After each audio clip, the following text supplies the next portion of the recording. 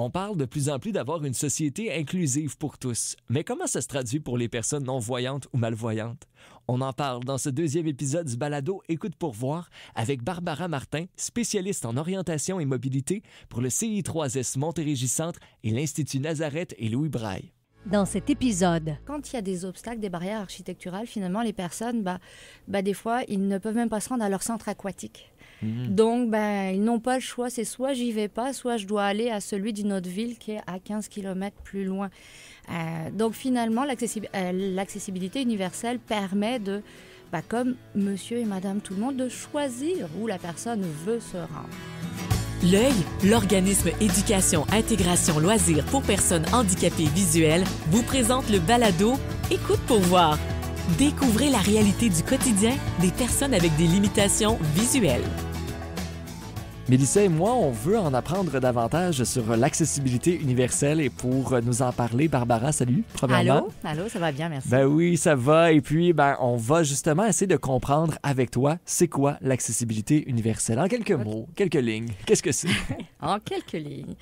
En fait, l'accessibilité universelle répond à une problématique qu'on peut rencontrer dans les villes, dans le quotidien, c'est-à-dire ce qu'on appelle des barrières architecturales. Donc, si je mets ce mot-là avec le fait qu'on parle de handicap, souvent on dit d'une personne qu'elle est handicapée, ce qui n'est pas vraiment exact. En fait, des personnes vont avoir plutôt des déficiences visuelles, motrices, intellectuelles. Et puis, malgré toutes leurs belles capacités, à un moment donné, dans l'environnement, ils peuvent rencontrer des barrières architecturales qui les empêchent finalement de parfois se rendre dans leur milieu de travail, se rendre à leur épicerie, de naviguer correctement dans la rue. Donc, suite à ça, finalement, on travaille fort pour rendre ces milieux, enlever toutes ces barrières, enlever les obstacles qui les empêchent finalement de réaliser leurs activités quotidiennes pour justement rendre ça accessible. Puis pour tous, finalement, on parle autant de personnes avec, sans aucune problématique, des personnes avec déficience visuelle, motrice, physique, mais finalement pour tout le monde. C'est-à-dire une maman avec sa poussette peut avoir des barrières architecturales et effectivement avoir besoin de rendre ça un petit peu plus accessible. Donc c'est en gros, juste à peu près ça. Peux-tu nous donner un exemple concret de quelque chose qui va aider une personne avec une limitation, mais aussi monsieur, madame, tout le monde? Oui, je vais réfléchir vite fait, mais je pense que je vais prendre un exemple, je dirais, que tout le monde a acquis, qui existe déjà dans nos villes depuis longtemps, et on n'y prête pas attention, finalement. Je dirais, par exemple, les trottoirs. Avant, des trottoirs, ça séparait la route, puis il y avait toujours une bordure, et il fallait descendre la bordure, mais ça, je dirais, même une maman avec une poussette, c'était problématique, descend la poussette, descend les chariots, et surtout avec nos personnes avec fauteuil ou aide à la mobilité, ça rendait très compliqué. Mais on s'en rend même plus compte, mais ça, c'est comme une des premières choses qui a été réalisée dans l'accessibilité, c'est-à-dire qu'on a créé des descentes au coin de rue pour pouvoir finalement facilement descendre, traverser nos rues ou sortir d'une voiture et puis remonter sur un trottoir. Donc ça, c'est une adaptation qui a rendu finalement accessible pour tous les traversées et puis la jonction entre le trottoir et les rues. Et ça sert vraiment à tout le monde. Suite à ça, par contre, ça a créé un petit problème, c'est que les personnes avec une déficience visuelle, eux, étaient plus capables d'identifier où était la fin du trottoir, où était la route. Donc là, c'était des mises en danger. Donc finalement, on a créé une autre étape dans l'accessibilité. On a mis des plaques podotactiles, ce qu'on appelle. Donc, c'est ces petites plaques que vous voyez au coin des rues et qui ont ce qu'on va appeler des petits picots, finalement, qui vont permettre aux personnes avec une canne de détecter avec leur canne, là, j'arrive dans une zone, si je passe cette plaque-là, je suis dans la rue, donc en danger. Mais on a ces plaques-là aussi au bord du métro. Je m'étais toujours demandé à quoi ça servait, ces plaques-là. Eh bien voilà, le secret se lève. Plus intelligent ou moins niaiseux, peu importe. Ça fait plaisir. Mais c'est vrai que tout le monde peut se poser un petit peu la question. Donc c'est vraiment ça fait partie d'une des adaptations qu'on voit partout. De plus en plus, je dirais, pas encore nécessairement dans tous les coins de rue. Mais voilà, ça c'est un petit exemple assez fonctionnel que tout le monde voit. Est-ce que c'est aussi banal que les places de stationnement qui sont réservées plus proches d'un environnement? Est-ce qu'on parle ici d'accessibilité universelle quand il y a des places qui sont réservées pour des gens, disons, avec mobilité réduite? Exact. Avec, oui. Toutes ces petites... je vais dire ça une attention, parce que je trouve que c'est un peu comme ça qu'on pourrait le voir, là. Mais ces petites attentions-là autour font que ça simplifie le quotidien, en fait, des gens. Exact. Non seulement ça le simplifie, mais je dirais quand même des fois ça va plus loin. Ça leur donne le même droit que tout le monde, finalement, d'accéder en tout temps là où ils veulent aller. Comment dire, et même des fois de choisir où ils peuvent aller. Parce que je dirais, quand il y a des obstacles, des barrières architecturales, finalement, les personnes, des fois, ils ne peuvent même pas se rendre à leur centre aquatique. Donc, ils n'ont pas le choix. C'est soit j'y vais pas, soit je dois aller à celui d'une autre ville qui est à 15 km plus loin. Donc, finalement, l'accessibilité universelle permet de, comme monsieur et madame tout le monde, de choisir où la personne veut se rendre. Donc, on n'a pas encore tout d'accessible, mais on y travaille très fort, je dirais, avec les villes. Donc, on est sur une très belle voie pour augmenter ça. Est-ce que c'est quelque chose qui est ajouté? Est-ce que c'est quand il y a une nouvelle construction, comment ça fonctionne? Est-ce que c'est à la base? Est-ce que c'est rajouté par après? Alors, c'est une très belle question. Je dirais que c'est en train de changer par rapport à ça. Avant, c'est sûr qu'on n'avait pas cet esprit-là encore intégré dans chaque nouvelle construction. Donc, c'est deux choses. Nous, on participe autant sur ce qui est déjà construit, que ce soit les routes anciennes, les bâtiments anciens, et on va essayer de bonifier. Donc là, on va faire rajouter, faire modifier.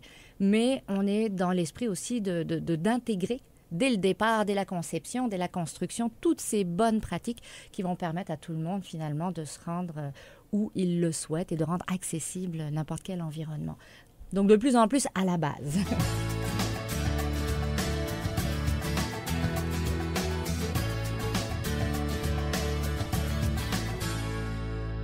Donc, je comprends que pour la déficience visuelle, il n'y a rien au code du bâtiment, mais pour ce qui est de la déficience physique, parce qu'on en voit des formes d'accessibilité, il doit y avoir quelque chose au niveau du code du bâtiment, en quelque sorte. Effectivement, si on parle des deux, oui, il y a des éléments déjà présents dans le code du bâtiment. C'est sûr que c'est moi ma spécialité, donc je ne développerai pas là-dessus, mais oui. Par contre, pour ce type d'éléments, c'est plus développé. Puis c'est vrai que ça fait aussi plus longtemps que l'accessibilité pour les personnes avec une déficience physique existe. C'est comme plus établi.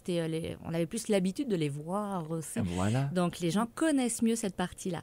Donc, ça a été un petit peu plus développé en amont. Tu disais tout à l'heure que c'est pas nécessairement dès la construction d'un immeuble qu'il va y avoir de l'adaptation, qu'il va y avoir cette accessibilité-là. Est-ce que donc ça veut dire que c'est des ajouts, puis est-ce que c'est systématiquement laid? De l'adaptation, là. Non, mais on va se poser les vraies questions. Est-ce que ça peut être beau? Est-ce qu'il y a des gens qui vont aller vers un design spécifique pour l'intégrer puis que ça se sente qui ont des valeurs d'inclusion? Alors, j'aime cette question parce que c'est vrai que quand on touche à des bâtiments, on touche souvent à quelque chose qui est de l'architecture, donc de l'esthétique. Et faut savoir qu'effectivement, quand on agit sur quelque chose qui est déjà conçu, c'est sûr qu'on sait qu'on ne veut pas modifier l'essence. Alors, il faut savoir, non, l'accessibilité ne va pas nécessairement à l'encontre de l'esthétique. Par exemple, je vais donner un exemple. Au niveau de la déficience visuelle, on parle beaucoup de contraste pour que les choses puissent être perceptibles. Ne serait-ce qu'une porte sur un mur, si la porte est blanche, le mur est blanc, le cadre est blanc, une personne qui a une basse vision va avoir beaucoup de difficultés à localiser, identifier sa porte. Donc ça, je dirais, l'architecture actuelle est très blanche, très épurée. C'est un courant actuel, tout à fait, très fenestré aussi, donc ça crée des enjeux. Mais je dirais, là, nous, ce qu'on va rajouter, c'est se dire, c'est sûr que pour que ce soit vraiment perceptible, ce serait bien de rajouter, par exemple, le cadre de la porte d'une autre couleur. On ne va pas parler nécessairement d'un rouge, d'un jaune. Là, c'est au choix de l'architecte. Donc souvent, quand on parle de couleurs contrastantes, nous, on parle souvent on parle tout le temps de minimum 70% de contraste. Ça, c'est une donnée importante. Mais après, le choix de la couleur va rester aux personnes. Je dirais, si la couleur de la ville, c'est un bleu roi, et qu'ils veulent l'utiliser finalement pour reprendre, vous pouvez y aller. Donc, en fait, ça, on le reprécise beaucoup. Choisissez vos couleurs tant que ça respecte une perception visuelle possible, donc le 70%. Après, le design peut être intégré. On peut faire des choses très belles sans que ce soit, je dirais, un arbre de Noël à chaque fois. Sans aucun doute.